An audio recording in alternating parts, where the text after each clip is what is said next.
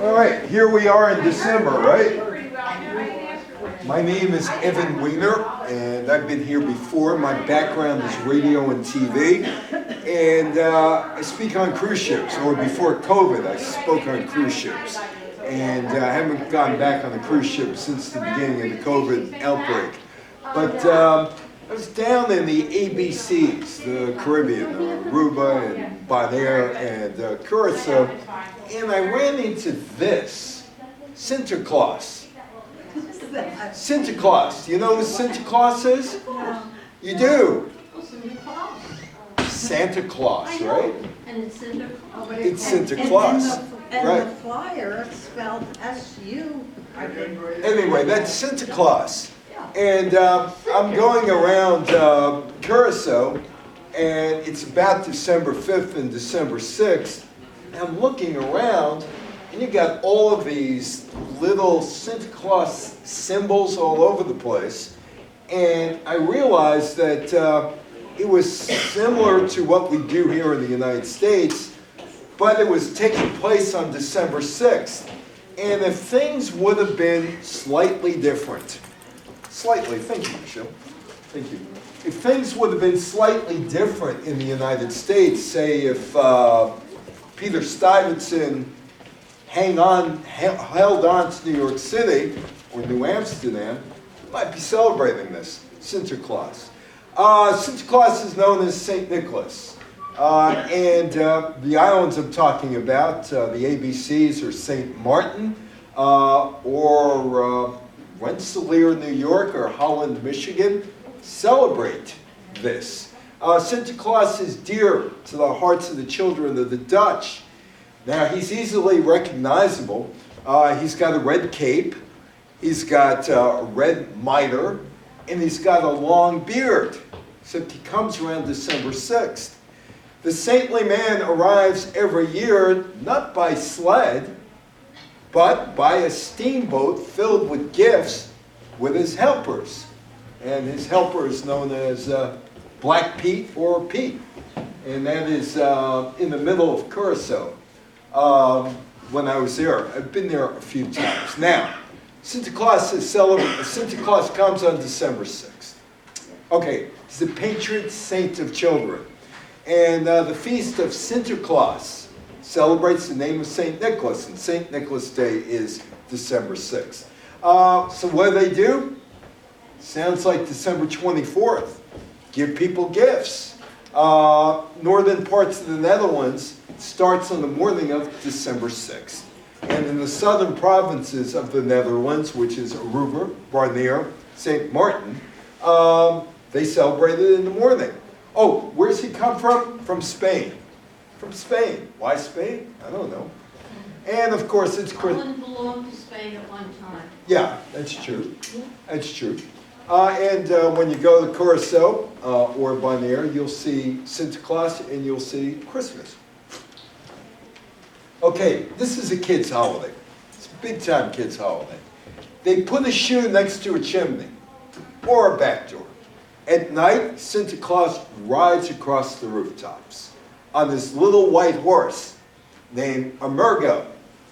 He doesn't have elves. He's got a little white horse. And he places his little treats or gifts in the children's shoes, helped out by St. Peter or Peters. So they get their gifts in the shoes.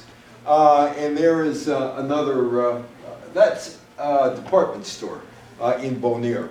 The Feast of St. Nicholas has been celebrated for at least 700 years in the Netherlands, a Catholic celebration. It went underground. It was banned during the Reformation. And Sinterklaas and one of his helpers walking through Curacao.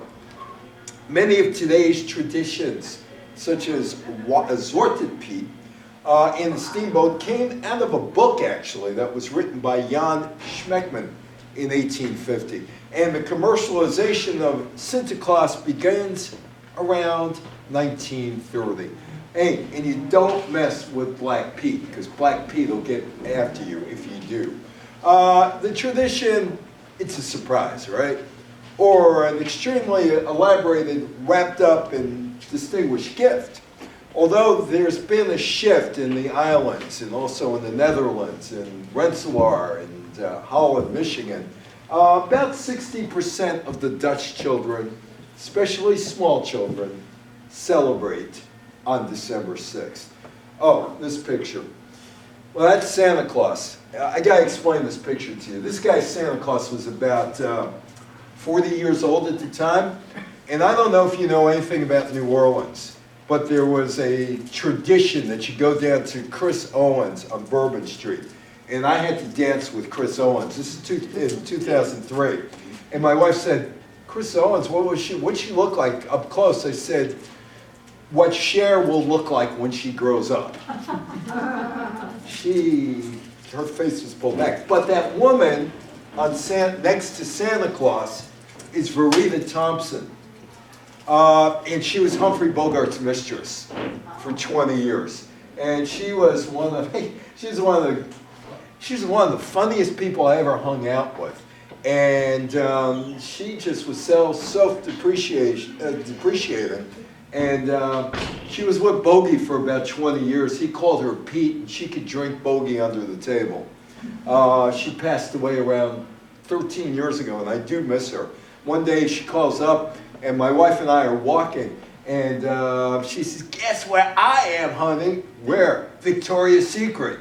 She's about 85 years old at the time. Anyway, Santa Claus. Dutch immigrants who arrived in New Amsterdam, 1624, decided to celebrate Sinterklaas in the new country across the river. Later, he gets renamed Sancta Claus. In 1823, the American poet Clement Clark Moore wrote a poem called A Visit from St. Nicholas. The poem is also known as "'Twas the Night Before Christmas." So where did Santa Claus come from? Sinterklaas. Well, that's what they say. Oh, that's the Netherlands. The Netherlands, 1634 through present, that is, as you float out of Amsterdam, that's what you see.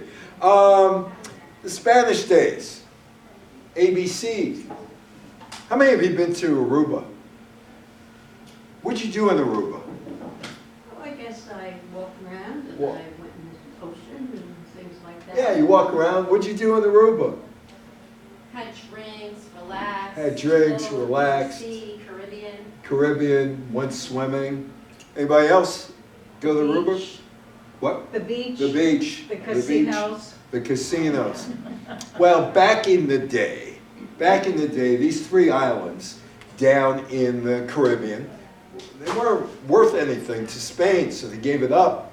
Couldn't find any gold there, couldn't find any silver, but, hey, you know, Spain was looking for potential slaves, and they kidnapped them, sent them to Hispaniola. By 1527, Spain formed a local government on those islands, but the Netherlands and Spain had a war, the Dutch won, they took over the islands. The Dutch West India Company initially controlled the businesses locally. The company started in 1602, and that river that's right over here, that I just went over, right? Henry Hudson was part of the Netherlands, and Henry Hudson went looking for the Northwest Passage to Asia, but somehow he ended up in New England and New York. Can you imagine his disappointment? Hey, this doesn't, what is this over here? This kind of ends in Malta, New York? Anyway, as you know, that's the Hudson River. Everybody in here knows it's the Hudson River. You know where that is? It's about 88th Street, looking north on the Hudson River. Henry Hudson had a river after him that runs from Lower Manhattan past Albany. The Dutch West Indies Company began in 1621. Aruba.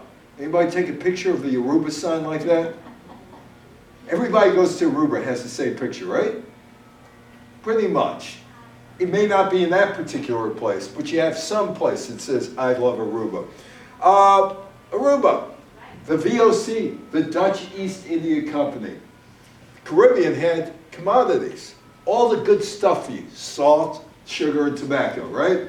All of them. When was the last time your doctor said you should have more sugar? When was the last time your doctor said, keep up that 3-pack-a-day habit? By the 1600s, the Dutch were firmly established in New Amsterdam and the Netherlands Antilles. Curaçao was settled in 1634, Aruba 1639, Bonaire 1636, Aruba 1636. Curaçao was a major source of supply for Americans during the Revolution. Did you know that? Oh yeah, the Americans got some of their supplies out of Curaçao. Oh, there's Peg Leg Pete. Peter Stuyvesant. Like I said, had things been a little different all those years ago, we might be speaking Dutch right now. Possible. Anyway, that's Peg Leg Pete and St. Martin. He begins his career with the Dutch West India Company about 1632. 1643, he becomes the director of the company's colonies in Curaçao, Aruba, Bonaire. During an expedition against the Portugal island, or the Portuguese island of St. Martin, he hurt his right leg, had to be amputated. He ended up with a wooden leg, hence Peg Leg Pete. In July 1646, Stuyvesant took an oath as the Director General of all Dutch possessions in North America, including New Amsterdam and the Caribbean. And he was a busy guy, Peter Stuyvesant. There is goodbye to St. Martin one night. The French wanted to colonize the islands between Trinidad and Bermuda. Anybody been to Trinidad here? Nobody's been to Trinidad? It's a nice little place. Bermuda? Yes. Bermuda? Okay.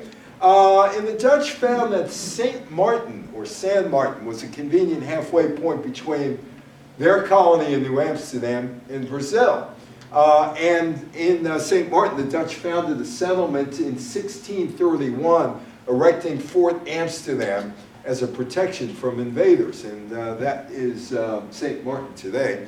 But someplace else is calling. In fact, that skyline has changed since that last picture I took. There are more pencil buildings that are up there. But New Amsterdam is calling. So Stuyvesant is the last governor of New Amsterdam. He goes to New Amsterdam as governor, and the English take over New Amsterdam in 1664. They allowed him to live out his life. He would die in 1672, and he is buried near the Bowery. This is what he missed out on. Lower Manhattan, Lincoln Center. But in terms of what was going on in the Caribbean after they lost New York, and by the way, was it a big deal to lose New York back in 1664? Not really. Was it? Probably not, considering what New York was, Canal Street South. That was about it. Anyway, St. Martin, though, this is a big priority. Netherlands wants the island. And there's salt there, and there's sugar there. And that was a big deal to Europeans, getting salt and sugar. But the island had another suitor, France. On March 23rd, 1648, the French and the Dutch say, okay, we both want the island, how are we going to take care of it? And they split it. They signed the Treaty of Concordia. After centuries of fighting in 1816, the French and the Dutch zones were restored. And, wooden shoes. Wooden shoes, right? The Netherlands Antilles. Since 1919, Saba, St. Eustatius, St. Martin's, united as the Netherlands Windward Islands on December 15, 1974. Those three islands united with Aruba, Bonaire, and Curaçao as the Netherlands Antilles, which was a separate country within the Kingdom of the Netherlands. On January 1st, 1986, Aruba attains status aparte within the Kingdom of the Netherlands and leaves the Netherlands Antilles. The Netherlands Antilles dissolved in 2010. It's Cocoa Beach in Bonaire. Anybody been to Bonaire? You know what the coolest thing about Bonaire is? they got flamingos. And the flamingos run the island, literally. There are flamingos all over the place. All the island territories belong to the Netherlands Antilles, and they remain a part of the kingdom today, although the legal status of each differs. As a group, they're still commonly called the Dutch Caribbean, regardless of their legal status. And, oh, you also have some cactus in Bonaire. Bonaire is a tourist destination. And if you do go back to the Caribbean, it's cheaper than Aruba. It's just as nice as Aruba. Gautier Mere is where the flamingos hang out. Bonaire National Marine Park is nearby. Like I said, flamingos are all over the place. You can't miss them. That's Cocoa Beach. And that's another area. That's actually a swamp area that they hang out in. The ABCs, or the Lesser Antilles Islands, kind of the Netherlands, alphabetically challenged as far as west to east. Actually, it's Aruba, Curacao, and Bonaire. Americo Vespucci, remember Vespucci? He's the guy America is named after. Is thought to be the first European to explore the islands. And that is another picture of Bonaire. The ABC Islands are less than 100 miles off the north coast of South America, near the western part of Venezuela, and it's not unusual to see Venezuelans come up to the islands with a whole bunch of stuff trying to sell it to you. Bonaire is a popular destination for scuba divers. Any scuba divers here? You are, okay? You like it, obviously. There's easy access from the shore to the reefs. And there is a protection of the land in Bonaire. So you can't go to some areas there. The Caribbean Netherlands are 3 special municipalities: Bonaire, Sint Eustatius, and Saba. The islands are classified as public bodies in the Netherlands and overseas countries and territories of the European Union. Bonaire, its economy is based on tourism. The island caters to scuba divers, snorkelers. Coral reefs are well preserved and easily accessible from the shore, and that's a native. That's a native in Bonaire. The island is known for its pioneering role in preserving nature. Windsurfing is big in what is the city of the Netherlands, Bonaire. And there's a lot of nature, awful lot of nature. It's a picture. I was just walking through the neighborhood there, just admiring the Sinterklaas decorations, and that guy was sitting on top of a tree. Its reef-lined coast is protected by the Bonaire National Marine Park. Beyond its rich marine life, the island has lizards, donkeys, birds, Washington Slagba National Park, marked by beaches, lagoons, caverns, and desert-like hills. In 1526, Juan de Empis was appointed the Spanish commander of the ABC Islands, and he brought in the animals that you see there, including cows, donkeys, goats, horses, pigs, and sheep. And Corlandidic is the capital of Bonaire. The Spaniards thought Bonaire could be used as a cattle plantation by the natives. The cattle were raised for their hides rather than their meat. The Spanish inhabitants lived mostly in the inland town of Rakan, which was safe from pirate attacks. Pirate attacks, you know who the pirates were? Do you know who some of the pirates were? They were some of the Jews that were kicked out of Spain. And they went down to the Caribbean, and they became these fierce pirates. And why were they pirates? Well, to get even with Spain for kicking them out. That's simple. Hello, oh, look who's there. Sinterklaas. He's hiding behind the cactus. Meanwhile, Curacao was the center of the slave trade. Bonaire became a plantation of the Dutch West Indies Indian Company. A small number of African slaves were put to work besides the Indians and the convicts, cultivating dyewood and maize and harvesting solar salt around the Blue Plain. Slave quarters were built entirely of stone, and they were too short for somebody to stand upright in. They still stand around Rakan along with some of the salt plains. Oh, Britain. Britain has its hands in what's going on in the Caribbean. Unfortunately, as we found out over the years, the Caribbean was a hotbed for slavery. Awful lot of slaves traded in Barbados, Curacao, and some other countries. During the Napoleonic Wars, the Netherlands lost control of Bonaire twice. Once from 1800 to 1803, the other time 1807 to 1816. The British had the control of the neighboring island of Curacao and Bonaire. The ABC Islands were reunited to the Netherlands under the Anglo-Dutch Treaty of 1814. And there's radio towers. Why radio towers? Well, they didn't get radio down there. They didn't have too much stuff going on down there. The airport after World War II was converted to civilian use, and the former internment camp, there was an internment camp on Bonaire, became the first hotel in Bonaire. 1964, Trans World Radio began broadcasting from Bonaire. And there's the airport. After World War II, becomes a civilian airport. It's slow. Very slowly, Bonaire becomes a destination for tourists. 1962, a second hotel is built. Salt production resumes in 1966 when the salt pans were expanded and modernized by the Antilles International Salt Company. And Bonaire Petroleum Company, our corporation, an oil terminal, was opened in 1975 for trans-oil shipping. Bonaire, well, if you go there, coral skeletons are all around.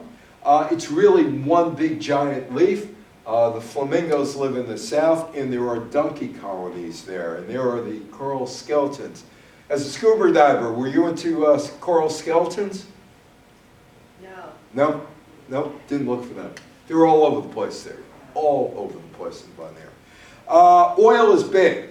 Oil is huge in Curacao and also in Bonaire. Oil storage and shipment. The Bonaire Petroleum Company is a fuel oil storage area, and it's a transshipment terminal on Bonaire. BOPEC is owned by the Venezuelan company, PDVSA, and functions primarily as a storage facility for multiple grades of refined and non-refined oil from Venezuela, with refineries on Curacao and Aruba. How many of you been to Curacao? Anybody? Oh, there's a cool bridge there. Opens up and shuts, opens up and shuts. There is the cool bridge at night. When the boat comes through, the bridge goes off to the side, and you gotta wait, and the boat goes through, and then it's when the bell rings, all these people start scurrying because they don't want to be caught on the bridge, because you might wait there as much as 50 minutes. So you see them running and running and running, and the gates are coming down, and you see a sigh of relief when the people get to the other side. Curacao, Dutch island, Dutch Caribbean island, is known for its beaches, tucked into coves, and expansive coral reefs rich with marine life. The capital is Willemstad, and it has a pastel-colored colonial architecture. The floating Queen Emma Bridge and the sand floor 17th century Mikhav Israel Emanuel Synagogue. It's also the gateway to western beaches like Blue Bay, popular diving area. None of you have been to Curacao. That's a rather interesting synagogue in Curacao. The floor is sand. The floor is sand. Do you know why it's sand? Anybody know why the floor is sand? Well, because you snuck around. Jews were so persecuted, they didn't want anybody to know they were in the building, hearing them. So they figured they put sand down, nobody's going to hear them. That building was opened in 1732. It's the oldest synagogue in continuous use in the Americas. The synagogue, its roots could be traced back to Spanish and Portuguese. Jewish roots, back to the Iberian Peninsula of the 1500s, after the Jews get kicked out of the Iberian Peninsula by Spain and Portugal. And that is a look inside that synagogue. It was built by the descendants of the Portuguese, speaking Dutch. who crossed the Atlantic in 1651 as the Dutch Empire grew, and they established the New World's first Jewish communities far away from the anti-Semitism of Europe. The settlers covered the floor of their synagogues with white sand. Also, to remind congregants of the 40 years that Jews spent wandering in the desert. These are Sephardic Jews. Anybody here a Sephardic Jew? My daughter-in-law is one. Kind of a little different than Ashkenazi Jews. Anyway, so 40 years of wandering in the desert, and to pay homage to their Portuguese ancestors who found refuge from the Inquisition in Holland, used sand to muffle the sounds of sacred prayers and songs. So Barbados and Curacao, two oldest synagogues in the New World. And there is the Queen Emma Bridge. You better get off it fast because you might be there for a while if you don't. Curacao off the Venezuelan coast is an oil refining and tourist center, formerly the center of the trade slave, or the slave trade. Curacao was hit hard by the abolition of slavery in 1863, but its prosperity returned in the early 20th century with the construction of refineries to service the newly discovered Venezuelan oil fields. The dissolution of the Netherlands Antilles came about October 10th, 2010. Curacao became a country within the Kingdom of the Netherlands, while the Kingdom does maintain responsibility for defense and foreign policy. Guess who else is probably very interested in those two last, or three last words, defense and foreign policy? Given that Venezuela is right off the coast, you don't think Americans are there, do you? Trying to protect them? They are. Oh, and it looks like Holland. How many of you been to Amsterdam or Rotterdam? Does that look like Amsterdam or Rotterdam? The architecture? The colors and all? Yeah, looks a lot like that. Could have been New York, right? Curaçao's main city is Willemstad. It's what an old European city would look like if you drop it into the Caribbean. The buildings are brightly painted, whether it's pink or yellows or blues, and they reflect off the Santa Ana Bay. And there is the bridge. You get on there, and you start at the end of this. See, right here is you got your guard there. He's going, don't go. And all of a sudden, those people start scurrying when they hear the alarm. Get off, get off, get off. And there's the bridge when it's open, and you can see where the bridge is, and you can see that boat going through there. You can understand why you want to get off that bridge. Because of Curaçao's role in the slave trade, many of today's Curaçaonians identify deeply with their African heritage, with their language and cuisine. Remnants of the Dutch colonization are clearly visible, especially in the architecture and the countryside Dutch plantation houses. And that's countryside, Spanish water on the countryside. The Dutch West India Company founded the capital. Curaçao has been ignored by colonists, or was ignored by colonists, because there was no gold there, no gold in them their hills. The natural harbor of Willemstad provided to be an ideal spot for trade, though. Commerce and shipping, piracy, became Curaçao's most important economic activities, along with the slave trade.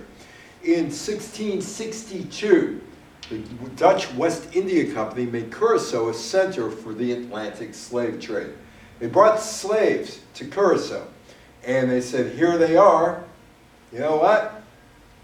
Buy them from us. People did. They went on to other parts of the Caribbean and to South America. Welcome to Curaçao. During the 18th and 19th century, the island changed hands among the British, French, Dutch several times. Dutch rule returned in 1815 at the end of the Napoleonic Wars. The island was incorporated into the colony of Curaçao and dependencies. The Dutch abolished slavery 1863. Same year that Lincoln freed the slaves, right? English freed the slaves earlier, bringing a change in the economy with a shift to wage labor. Some of the inhabitants of Curacao emigrated to other islands such as Cuba to work at the sugar plantations. But oil is a big deal, particularly Citgo oil. The Citgo is Venezuela, and Venezuela is 100 miles away. When oil was discovered in the Manacabo Basin of Mena Grande in 1914, the fortunes of Curacao dramatically were changed and altered. In the early years, Shell and Exxon, held drilling concessions in Venezuela, which ensured a constant supply of crude oil to the refineries in Aruba and Curacao. And you see a lot of that in Curacao, an awful lot of that, the refineries. Crude oil production in Venezuela was inexpensive. The integrated companies Shell and Exxon controlled the whole industry, from pumping to transportation, refining to marketing the end product. But that would come to an end too, as well. Curacao experienced an economic downturn in the early 1980s. Shell's refinery on Curacao operated with significant losses from 75 to 79. Coincidentally, those were the years that OPEC pushed the price of oil up and up and up. And again, 82 to 85, persistent losses, global overproduction, tougher competition, low market expectations threatened the future of Shell and its refinery in Curacao. And there is Shell with its refineries in Curacao. In 1985, after 70 years, Royal Dutch Shell decided to end its activities in Curacao. Shell's announcement came at a crucial moment. The fragile economy of Curacao had been stagnating for some time, but they turned to tourism. I talked about the Venezuelans. That is a Venezuelan market. And what happens is that you have ships, boats, really small boats, loaded with all kinds of stuff from Venezuela. They travel overnight. They get to the marketplace. They're open for one day. These people sleep at the marketplace until everything's depleted. Once everything is depleted, they go back to Venezuela. They reload, and it's a cycle, constant cycle. And that's how these people make money from Venezuela.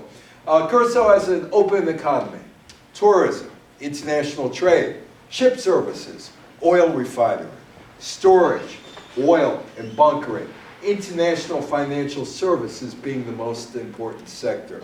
And there's Curacao, the middle of the square in Curacao. It's a multicultural island. There were Spanish and Dutch explorers along with the French and English, and there's an African influence. The fort that surrounds the port is a UNESCO site. The Arawak, a group of indigenous peoples of northern South America and the Caribbean, were there. Arawak has been applied at various times to the Ilocano of South Africa and the Tano, who historically lived in the Greater Antilles and the Lesser Antilles in the Caribbean. So how many of you go to Aruba for this? For Aruba, for this? Right? It's Curacao. It's the west side of Curacao. And my wife says the swimming there is much better than the Virgin Islands.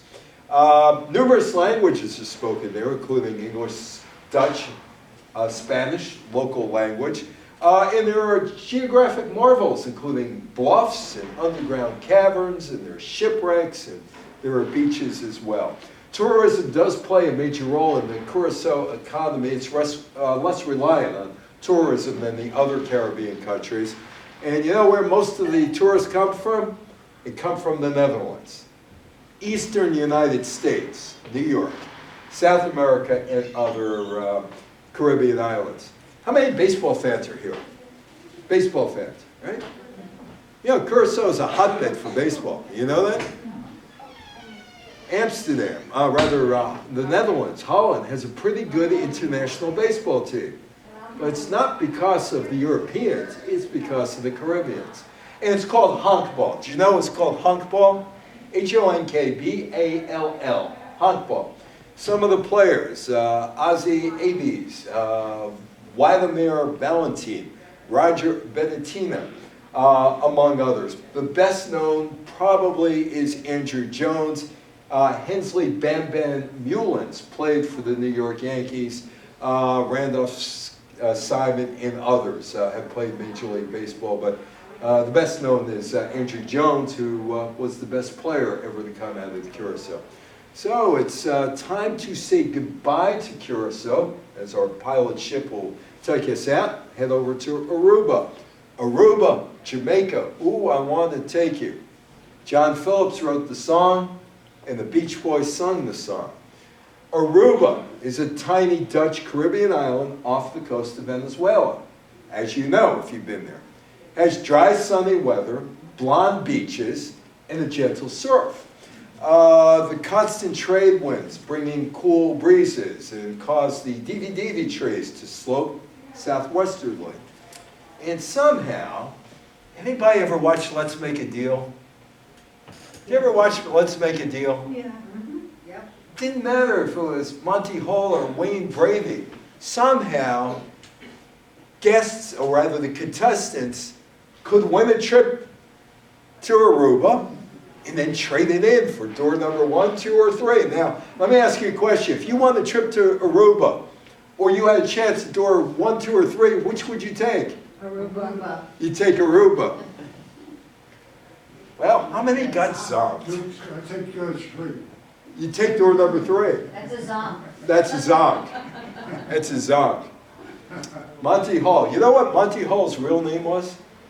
Maurice Halprin. And he's from Winnipeg. And my late friend Shelley Saltman, yeah, we're talking about you. Put down the burner. I'll talk to you in 15 years. And he said, if you were friends with Monty, you called him Moish. Nobody called him, if you were good friends with Monty, nobody called him Monty. He called him Moish. So there you go, Monty Hall. Anyway, he was from Winnipeg. And he was a New York Rangers announcer in 1958. I don't know if you knew that or not. Anyway, European influence. The architect features Dutch gables painted in tropical pastels. In the language, same as Curacao, the 3 foreign languages in the local tongue. Tourism is the big deal in Aruba. A tourist magnet, and yet a fuel exporter. Aruba is an autonomous territory of the Netherlands and one of the most prosperous territories in the Caribbean. It's Oranjestad. How many of you you have to go there, right? To take the plane, you have to go there, right? Europeans first learned of Aruba following the exploration by Spain, or for Spain, by Amerigo Vespucci and Alonso de Ojeda in the summer of 1499. Both described Aruba as a land of giants. Why giants? Because they were bigger, remarking on the comparatively large stature of the natives compared to the Europeans. Now, there are some areas that you have to stay away from that are natural areas that have been destroyed. The Aruba Natural Bridge collapsed on September 2nd, 2005. But you can go to the water, and some of that water is, the beaches aren't exactly the easiest things to navigate. Some of them are lava beaches. About 3/4 of the Aruban gross national product is earned through tourism. Most tourists from the United States, the Northeast, right? The Netherlands, South America, mainly Venezuela and Colombia, although I'm not sure you would call the tourists from Venezuela tourists because they try to sell stuff. There are 92 nationalities on the island. That's the archaeological museum that is in the middle of the capital, Oranjestad. Gold was not discovered on Aruba for 300 years after Vespucci was there. He returned to Spain with cotton and Brazil wood from the island and described houses built into the ocean. But this is the selling point, the beach. Because of low rainfall, Aruba was not considered a place for plantation or the economics of slave trade. So it wasn't a slave venue or haven. Aruba was colonized by the Spanish for over a century. 1508, the Spanish crown appointed Alonso de Ojeda as the first governor of Aruba. There's a trolley that goes nowhere. You know, you just go on there because, you know, why not? But it goes nowhere. It just goes in a big circle. Since 1636, the Dutch were there, initially governed by Peter Stuyvesant. The island was included under the Dutch West India Company administration, New Amsterdam, Curaçao, from 1664 to 1648 to 1664. In 1667, the Dutch administration appointed an Irishman as the commander in Aruba. And that's another natural bridge. Natural bridges all over the place. And that is the Fort Zoutman Historical Museum. It's a military fortification in the Randstad, built in 1798 by African slaves. It's the oldest structure on Aruba, regarded by UNESCO as a place of memory of the slave trade in the Latin American Caribbean. The Wilhelm III Tower was added to the west side of the fort that protects Aruba in 1868. The fort and tower were restored and reopened in 1983 as the Historical Museum of Aruba. Another picture of Aruba. During the Napoleonic Wars, the British Empire took control of the island between 1799, 1802, between 1804, 1816, and then the Dutch got it back. Gold rush, gold in them there hills. Long before Sutter's mill in California, Klondike, there was the gold rush in Aruba. And that, of course, triggered an economic boom. And there was the petroleum refinery that opened a century later. Its closure, 1985, sparked an economic crisis. But Aruba said, let's go after the tourists.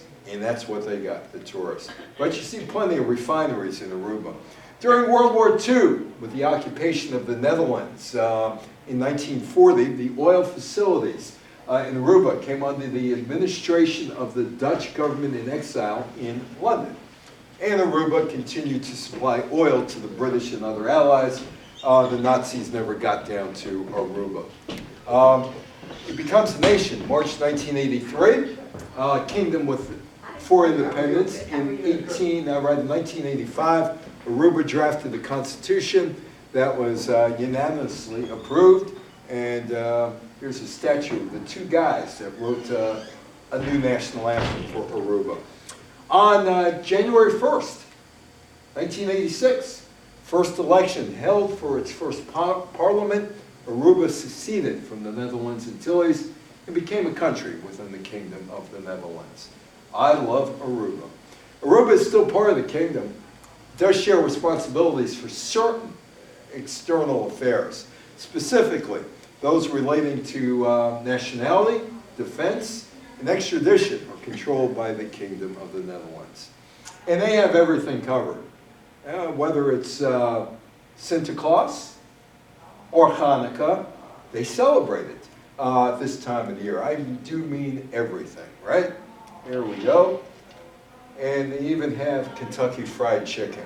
Everything is covered, right? Everything, everything. So we end with this, Sinterklaas in the U.S.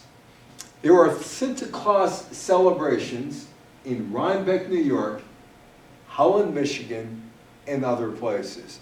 I'm going to ask you, what are you going to do December 6th? Anybody going to celebrate Sinterklaas? Yes. You will? Yes. Because of me or because? No, because I did it anyway. Oh, yeah, you have. How long have you been doing that for? 50 years. Oh, okay. So Sinterklaas is a big deal in the Caribbean.